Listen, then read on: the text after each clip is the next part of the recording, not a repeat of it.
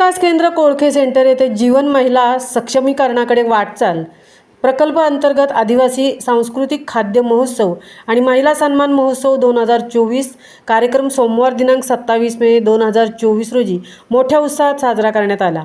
कार्यक्रमात आदिवासी महिलांनी पारंपरिक नाच गाणी आपल्या पारंपरिक पोशाखात सादर केली। महिलांनी पारंपरिक खाद्यपदार्थ तयार करून प्रदर्शनात मांडण्यात आले होते। तसेच नाचणीचे मोदक, घावणे, इडली, सुके मासे, कढीपत्ता, चटणी, ठेचा, कंदमुळे। कार्यक्रमात सुरुवातीला प्रार्थना घेण्यात आली, त्यानंतर उपस्थित मान्यवरांचे स्वागत करण्यात आले।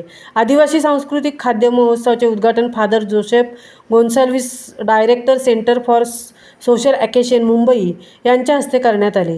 त्यानंतर महिलांनी पारंपरिक नाचगाणी सादर केली। महिला शेतकरी गीता वारगडे, हलटेप वाडी आणि वाडी प्रेरिका स्वाती म्हात्रे यांनी अनुभव कथन केले।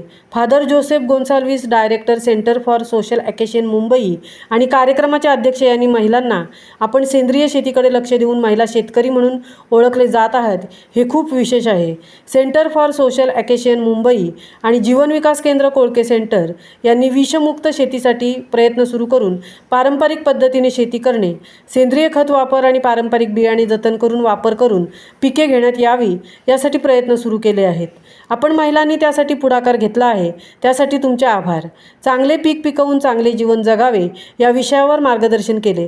पनवेल तालुका कृषी तंत्रज्ञान व्यवस्थापक श्रीमती प्राजक्ता काटकर मॅडम यांनी महिलांना मार्गदर्शन करताना कार्यक्रमात महिला स्टेजवर येऊन बोलतात, आपले म्हणणे मांडण्यासाठी पुढाकार घेताना दिसत आहेत।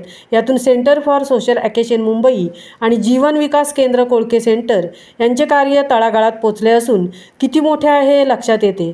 कृषी विभागाकडून सेंद्रिय शेती महिला गट तयार करून कंपनी तयार करण्यात येणार आहे, तरी महिलांनी सहभागी होऊन योजना लाभ मिळवून घ्यावा असे आवाहन केले।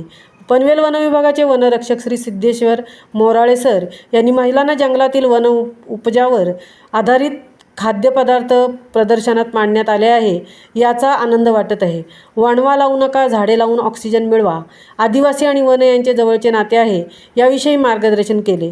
पनवेल येथील वनरक्षक श्री रुपेश इंगळे, किरण आहिरे, मुंबई मोबाईल क्रेस्टचे वृषाली नाईक, प्रदीप शिंदे हे उपस्थित होते।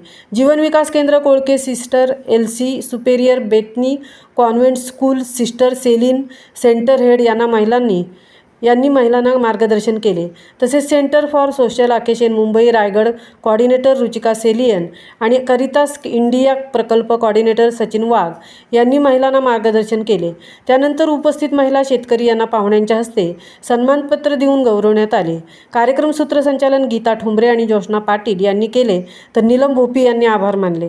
सेंटर फॉर सोशल ॲक्शनचे Manish Bhalerao, Melanita Pereira, Jeevan Vikas Kendra Kolkhe sister Cynthia, Damini Patil, Usha Katkari, वाडी प्रेरिका स्वाती म्हात्रे, जोशना पाटील, सारिका गायकर, तुळशी गिरा, रुचिका जोशी, गीता ठोंबरे, वैष्णवी पाटील, अश्विनी रामाणे, मंजुळा हंबीर, दीपाली देशमुख, नीलम भोपी, मेघना घाडगे, कुसुम पवार, रवी भाऊ यांनी कार्यक्रम यशस्वी करण्यासाठी प्रयत्न केले। हलटेप, तारटेप, पोंजे, खानावले, फणसवाडी, बैलवाडी, बारवळी, भोरलेवाडी, समतानगर, वाघाचीवाडी, शिरडोण आणि सांगुर्ली, पालीवाडी येथील 170 महिला सहभागी झाल्या होत्या।